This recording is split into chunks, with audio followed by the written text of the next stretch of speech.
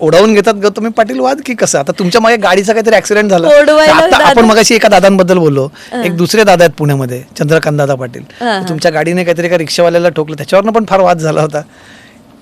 हा वाद झाला होता. म्हणजे वाद ऍक्च्युली दादांनाही ते गोष्ट माहिती नसेल, पूर्ण माहिती नव्हती असं मला वाटतं. पण ते आता ओके झालं ते झालं ते. त्या दादांशी चंद्रकांत दादांशी बोलून समस्यांचा दूर करण्याचा कधी प्रयत्न केला? नाही आम्ही आमचं नाही तसं काही नाही, बोलणं वगैरे काही नाही. पण तो वाद तुम्हाला अनाठाई वाटतात का होणारे असे?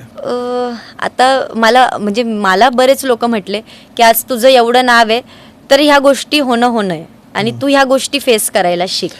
कोण सांगतं तुम्हाला या गोष्टी? कारण ज्या प्रकारचे वाद तुमच्या भोवती होतात ना, तर त्याला फेस करायला फार एक वेगळी यंत्रणा लागते. तुम्हाला कोण सांगतं या हे गोष्टी? काय माझी टीम आहे की